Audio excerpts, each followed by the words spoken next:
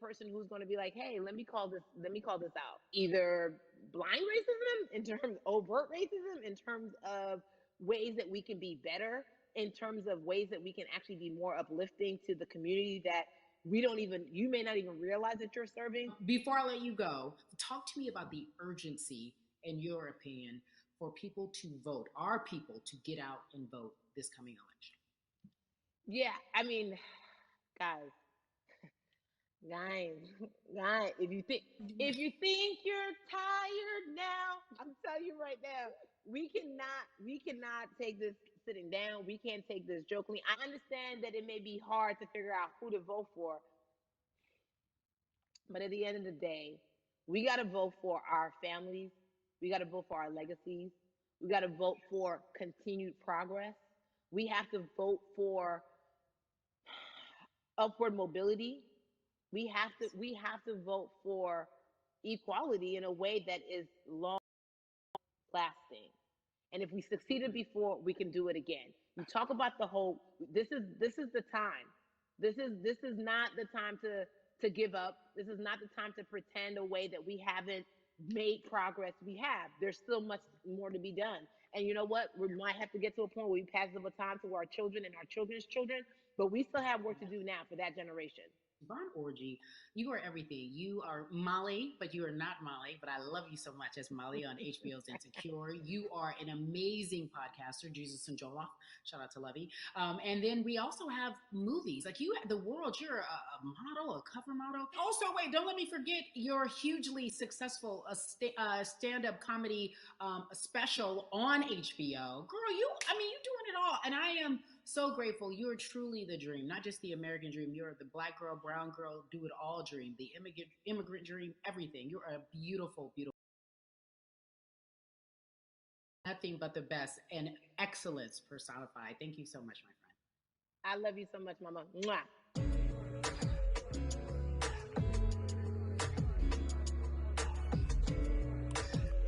Yeah, la la.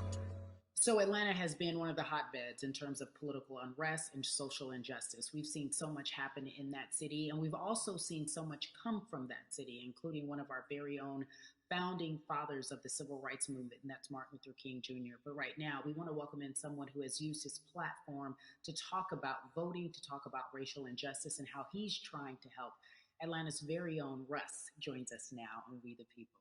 Russ, I'm not going to fan out and tell you what some of my favorite songs were that I listened to repeat on yours. We're going to get to the topic at hand. So amazing. We got to talk about, recently you did an interview where you shared your outlook on culture and music. And you also were very candid about the fact that you have a privilege and that it's necessary for you to give back. Tell everybody about what that means. It's very obvious. I'm white and I'm in Black culture and I'm benefiting financially off of it. So I feel like if you're a white person financially benefiting off of Black culture, you have to put finances back into Black culture. It's just that simple. The screenshots with your feelings, it just comes off like fake empathy because it comes off very dismissive and very oh, that sucks for y'all, but anyway, back to what I was doing. Have you felt that way always, or is it now because of the time of where we are in this country? I've always had the feeling. I think now it's just obviously elevated. It's a new level and there's new, it's to the point now where you can't, first of all, you can't not say anything. Second of all, though, I just think saying something isn't enough anymore. I think, if you have the ability to put money back into a culture that you're financially benefiting from, you have the ability to, you should. It's interesting that you talk about it in that way because some people do believe that silence is the best way to go because it's hard to talk race, especially if you're white and you're in the Black culture. People just feel as if they can't talk about it. They feel awkward. They feel as if they don't have the privilege or the voice or the words. How do you find yourself right now in terms of interacting with people when they want to talk to you about social injustice, police brutality? What's going on in this country right now? Well, first of all, picking and choosing whether you want to be silent or not about race, that's a privilege in and of itself. But no, I mean, I try to just do my best to listen to the Black people around me and the educated Black people I have in my life. So I do my best to not act like I have all the answers for everything, especially in a culture that I'm not from.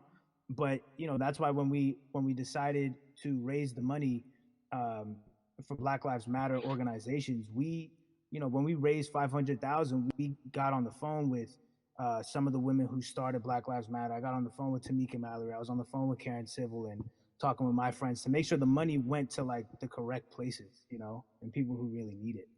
It's just about listening. That's Well, all. It's about listening. let's talk about that for a moment because the way I think of activism for me, it looks very differently. It's not necessarily just protesting on the front lines. I think that's great. But what about being an activist in the way in which you have decided to be one? What inspired you? What did it look like? You said you raised money for Black Lives Matter. What did you do? Mm-hmm. Walk us through everything that you did and how you find yourself in this moment right now. So for me, it was 3 years ago. I had like a string of festivals, and I decided that I was going to wear T-shirts with a message on them because I figured, what better, what better time to use a platform than in front of a bunch of people.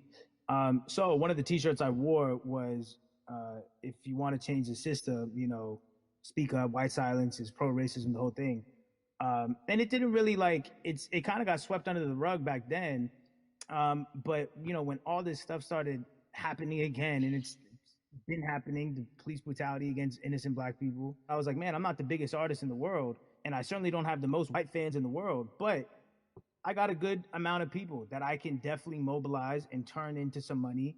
And I know they're down for the cause because it's merch, it's a good thing. And I've always been outspoken anyway, And so, how am I going to be in Black culture and not be outspoken about racism? And then I got to ask you this because you grew up in Atlanta, so that gives you a heads up, depending for so many people, because you're in the crux of that beautiful Black city where there are so many wonderful Black leaders, home of so much great music and things that speak to our culture right now.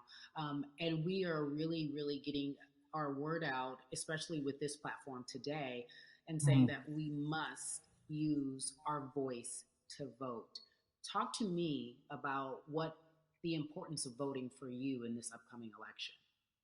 Yeah, so full transparency, I had never voted before, ever.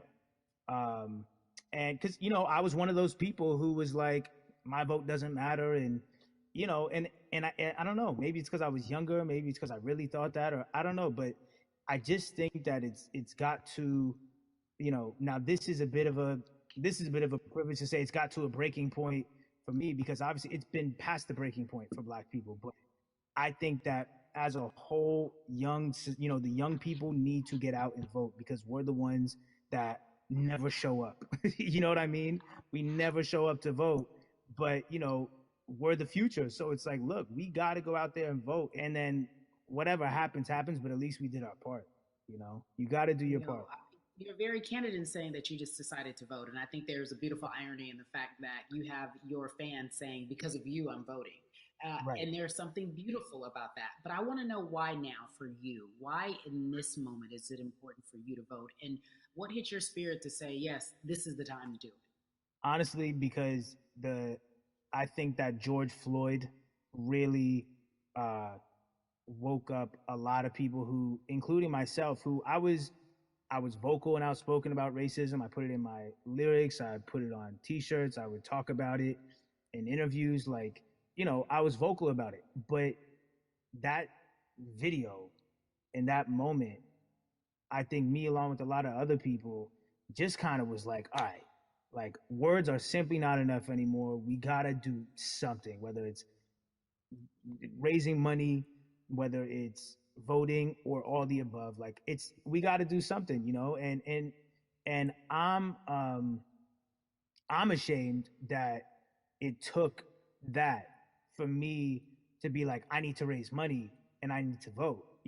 It's a shame, and I don't know. I guess it snapped a bunch of people out of it. And even if you were vocal and whatnot, it's time to actually put your money where your mouth is. It's time to go vote. It's time to just stop talking about it and be about it. And it's been time for that, but like I said, I'm ashamed that it took me this long to actually really, really be about it, but I'm here now. So, Russ, we all know that this is going to be your first time voting. Tell me what that Yeah. experience is going to be like for you in terms of what you're excited about. I think you know what it's gonna do for me. It's gonna let me know that I'm contributing to something bigger than myself, and I'm actually putting my money where my mouth is, and I'm being about it. Because for so long, and I know I'm not alone with this, but you know standing on the outside and just screaming about this and that and this should change, and it's like, all right, but did you vote? you know and so I know it's going to feel good to know that I played a small role. And that's the problem. I think the mentality of like my vote doesn't matter needs to be changed to my vote, albeit small, does matter. It's a role I'm playing, and if I play my part and you play your part and he and she plays their part, then we make a difference. But it'll feel. I have a feeling it's gonna it's gonna feel very, very bigger than me. I think when you realize that giving uh, actually feels better than receiving, that's when you start wanting to do your part and contribute. So, voting is an easy way to give. You know. Yeah. To whom much is given, much is required, and you have been given a huge platform, and we are so grateful for you, Russ. Philanthropist, artist, community activist, first time voter. We appreciate you for doing Yes. this, okay? Thank you. I appreciate y'all.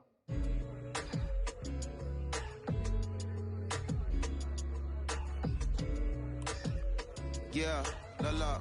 So, cities like Atlanta and Chicago have been at the forefront of the discussions, especially now in this country when we're talking about COVID 19 and systemic racism, as well as police brutality and what we can do in this country. Again, we're continuing our conversation, letting you know that your voice is your vote and your vote is your voice. We can change where we are in this country. Currently, I'd like to welcome in Chicago Cubs right fielder Jason Hayward. I appreciate you. I brought in Atlanta and Chicago because I know you grew up in the metropolitan area of Atlanta, more specifically McDonough. Let's be technical, and and you have been very vocal throughout this entire time in terms of what our country's been experiencing. Let's look at the past month and a half, if you will. What has been the hardest thing for you to deal with?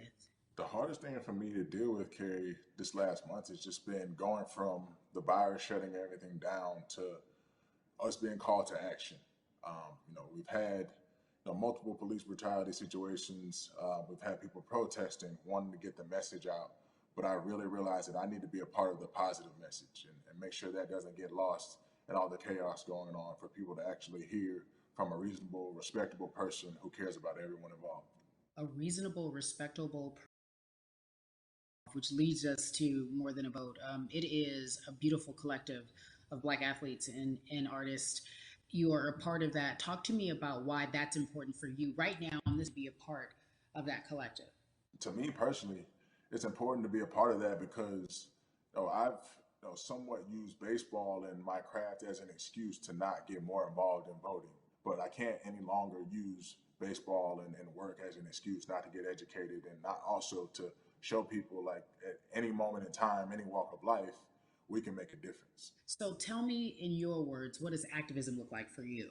In my words, it looks like LeBron James, the biggest athlete right now on the planet, speaking up and breaking the ice for everyone. But I think for the first time, people see and hear from us. So now we have white teammates, we have other people speaking up and realizing, okay, like this is how we go about doing this. And to me, right now, social media, athletes speaking up, entertainers speaking up, like we're trying to do with More Than a Vote. You said something I thought was so key because covering sports for so long, I know that it's tough for black players specifically in Major League Baseball to talk about how they feel. Adam Jones did it in a very eloquent way early on, but there are very few that are vocal. You said you all were afraid. Why use that word and why were you afraid? You was afraid because in 2019 there were 68 of us total, and there are 38 teams. There's 25-man roster on each team. There's a 40-man roster, which is on each team as well. And there aren't many of us. So we're outnumbered in that sense, but not always in a negative way when it comes to our teammates and our clubhouses. But to get to this point, you have to move a certain way. You got to be careful what you say. You can't ruffle feathers. You can't come off in any way. Much like other black entertainers, much like yourself, probably having to live through life, every day. But to get to the highest level, you got to button up. You got to be seen and not heard. So baseball is, Mm. like I said, it was time for us to try and speak up and make a difference and show it's okay to do so because we can't be quiet any longer. That is a button up, be quiet, be seen but not heard. That is a an expression that a lot of Black folks can relate to in whatever aspect of professionalism that they experience, especially if they don't work for themselves. They just feel that. That is also a socialization that we have as Black folks, well, especially like you said, if you want to get to the higher level.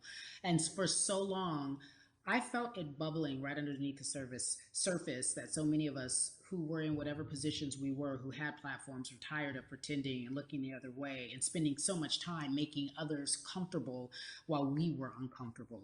Do you feel that this is the type of movement that is sustainable, or is it just for a time? No, it takes everyone joining in on the conversation. And right now, I feel like more than ever, there is little things as possible to distract from bigger issues. And we saw on draft day, we saw our president Theo Epstein holding up the sign saying Black Lives Matter and wanting to Yeah, include the rest of yeah. MLB in that. But now we're having those conversations as well. So I definitely think this is sustainable. And it's not always just going to be the popular thing to do. This is something that people want to get right because they know we care. Jason, you said you think it's sustainable, that what you're seeing, especially with your colleagues in baseball, that this can be something where you're feeling more comfortable, feeling more safe to share how you feel about social injustice and police brutality. What are you doing right now in this moment with your platform to help change how we look at voting and how to educate the culture and the community about voting? Well, first, what I'm doing, Carrie, is joining up with More Than a Vote and joining up with other athletes and entertainers to get that message out and use our platform in that sense as a group. And try to create a brand with this to make it something that's not just about the election coming, make sure that it's about people getting educated for years to come and figure out where to vote and how to vote.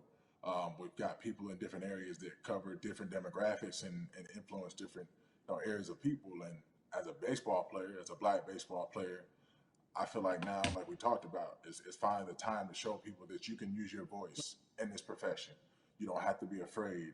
And to me, that can help someone, help a kid growing up. He can see me, he can see other guys that were in the video we posted saying, hey, this is what they're standing for. They're speaking up for these things, and it's okay to want to play baseball. It's not lame. It's not something I have to be as afraid of as I was before. So I feel like that's my role in this. I have a younger brother as well. He's 24. He also plays baseball. So I've got to lead by example. I can't just always, come up with a good answer that sounds good on TV. When I get asked a Mm-hmm. question on, what do we need to do to make changes? I'm joining up here to make sure that I take action and get educated myself. For one, so many people, I feel like in Atlanta, they're on the move. Or when you want to try to make a vote and try and cast your vote, you have to do it by mail. You have to sign up for the absentee ballot. Then you have to get another ballot in return. They have to send it back to you. Well, for me personally, they didn't send that back until it was too late, right? We didn't get it in the Mm-hmm. mail to the address that's an Atlanta address at my parents' house. We didn't get that in the mail until it was too late. And then from other friends and family that are still in Georgia right now, I just hear about them being held in lines too long and trying to get off work. And we know how it is for any family, but let alone a Black family in the city or in the Yeah. suburbs trying to take care of their family and trying to provide for them. You try to get off work, and then you're like, wait a minute. You start looking at the clock. It's like, oh, this is not going to happen today, right? And so I saw, Mayor Keisha Bottoms, reach out via social media to people and say, hey, I'm going to address these issues right now. I need y'all to stay in line to cast your votes. Keep hanging in there. So to me in Georgia, that's what that looks like. Well, it's interesting that you even bring that up because there have been all these images, specifically from Georgia, because that's such a battleground, where you see people, especially when it came to the primaries, doing whatever it takes. And this is real life voter suppression that you're talking about. It's been happening for decades. It's not fake. What you're saying, these examples of sending you your ballot too late after the fact or shutting down the polls at 6 o'clock while people still are in line, that's a real life issue. There needs to be some type of change. And I think that what we're doing right now is fair. But the idea of voter suppression, do you think that that is well known, especially with folks, within the generation, your generation? I think it's known in our communities right? I don't think it's spoke on enough. I don't think there's been enough light drawn to it. Bring it to light. Let people hear about it. Let people learn about what that looks like, and get more people to say, okay, look, like this is going to happen. We have to expect this, and we can no longer make the excuse. You know, we can't say they didn't warn us. Jason, everybody knows, or it feels as if everyone knows, that the time is now. America's paying attention to us. We have their eyes, we have their ears. If you look toward the future, what are you most excited about in terms of seeing a change? I'm excited about how fast the word is traveling. You know, the word is being spread right now. The biggest athletes, the biggest icons, biggest entertainers are doing their part. But I'm also seeing people out there on the streets doing their part. You know, when so many things got lost, could have very easily got in the in the commotion when it came to protests, and you saw rioting, you saw looting. People still stood their ground, and people still went out there and said, "Look, we're doing this for the right reasons. We're going to come together. We're going to use drones. We're going to use social medias." I feel like this is a new wave of getting things done the right way and just spreading the message. You're right about that. And you're right. People are spreading the word unapologetically. We out here. We doubling down. Thank you so much. I appreciate you. Right.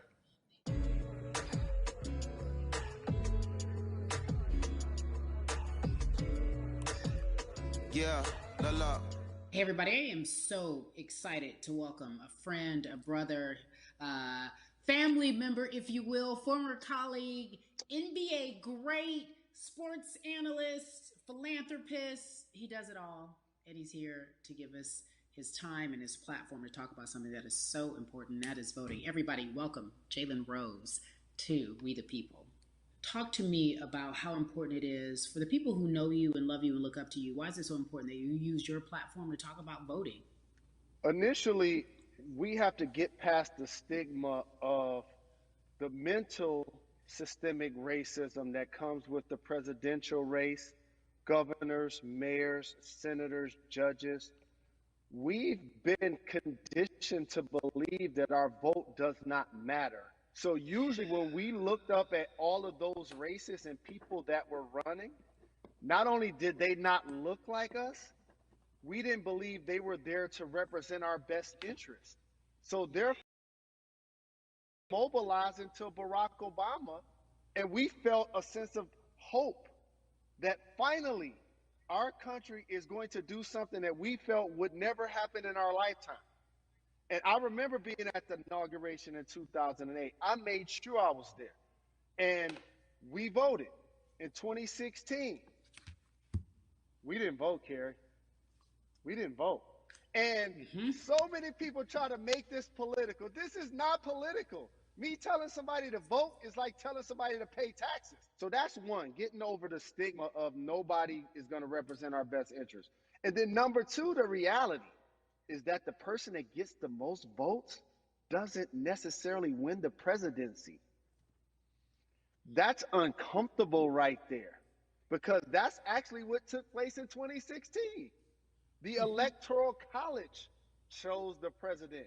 And if you put all of their pictures up, I'm pretty sure they look a lot more like each other than they look like you and I. How about that? And then the third thing, especially in urban environments, oh man, they create barriers for us, Carrie. It's like you got to jump over the fence, you got to run past the dog, you got to jump on the hood of the car. The lines is 5 hours long. You get up to the poll and they don't work. Elderly people working in the city, while they got the young people who understand technology working in the suburbs. Like, these are all systematic things that try to discourage us from voting. And then finally, we don't have a day off to vote. We need to work. So we don't get a day off. It's going to be a full day, and I got to work to pay my bills. So you know what I'm going to do? I'm going to mail in vote. And you know what you want people to realize? That counts too. So your vote will be counted if you're able to mail it in. So those are a few things that I hope that we can do and mobilize. And shout to LeBron and his team. Shout to you and everybody involved. We will make a difference. Well, let's talk about more than a vote. There is a black collective of athletes, of artists coming together and saying voter suppression is a real deal, especially in the black community. When you just talked about, I got to work, so I can't go vote. And then when we do get in the booth, just in case we don't have to work, do we know who we're voting for? Not only do we have to vote, we got to be educated. And it's not always even about the man who's in office or the woman who's in office for president. It's about your local elections. It's about the people who are your DAs, your state DAs, like the people who actually make change in your community, who will change police brutality, who will make sure that your community is taken care of, who will defund police and hope that they can help you in stopping police brutality. So talk to me about why you decided to be a part of More Than a Vote and what it actually means. Well, it means a lot to be involved with such an impressive collective as you mentioned. And I've said this multiple times, and I know it can be uncomfortable when I say it, but a lot of times we have to get to the root of the issue before we find a solution. And the quote was, I wish America loved black people as much as it loves black Mm-hmm. culture. And Mm-hmm. this collective, by the way, represents in a lot of ways what's encouraging, but also sometimes disappointing about our role as black people in America. Because we were brought here as labor and to entertain. And we use those vehicles to get paid and move to the Mm-hmm. suburbs and be the idols of white kids. And so now that we have this collective, I would say sports and entertainment represent the most powerful group of black men in the United States. I'm talking about money, power, celebrity, the ability to mobilize, community involvement, their leadership, their intellect. And so to have all of us pull it in the same direction at the same time for anything that we're passionate about is going to be a difference maker, but it's definitely going to be a difference maker in the 2020 vote because we're going to make sure we inform everybody that they can let their voice be heard, and failure is not an option. Jalen, what does voter suppression look like to you? A perfect example took place recently, Carrie, in Kentucky. It was 6 p.m. at night, and so many people were standing in line enthusiastic to vote. And you know what they did? Locked the doors. And you know what the people did? They continued to bang on the doors, continued to bang on the windows. They continued to let it be known they were not going to leave the premises until they got a chance to vote. And you know what ended up happening? They opened those doors and allowed those people to vote. So do not be discouraged. These barriers show you that it matters, and we're here to help you break through them. The same thing with our platforms and voices, Carrie, because you know what's going to happen. At some point, Breonna Taylor is not going to be trending anymore. People are not going to be protesting anymore. But it's still up to us to keep making sure that our voices get heard, and this is one way to do so. Right, and that is a form of being activated, being an activist. It doesn't have to be protesting. It doesn't have to look like what you think traditionally activism looks like. It's voting. It's that simple. We now have to understand like this is a critical mass moment for this movement to continue to hold up as much steam for as long as possible. And Mm-hmm. that's what this collection is going to hopefully allow for that situation to happen. Jalen, in today's age of technology, it should be easier to vote. No doubt. It's like we call these devices smartphones, but yet I can't vote from it. All of the things that we do in our lives are in our phones. All of these barriers are things that people will need to overcome in order to create a level of enthusiasm to vote. And again, this is not political. It's your right to do so. And there's so many times where you feel like somebody may have gotten done unjustly in your community. Pay attention to who the judges are, who's running for Senate, mayor, governor. Pay attention who's running for president. And let's make sure in 2020 we make a difference. Why is More Than a Vote so important and invaluable in our community right now? Well, because right now, I think we have an opportunity to let our voices be heard louder than ever. Anytime you see the mobilization of white kids holding Black Lives Matter signs, that means there's a breakthrough.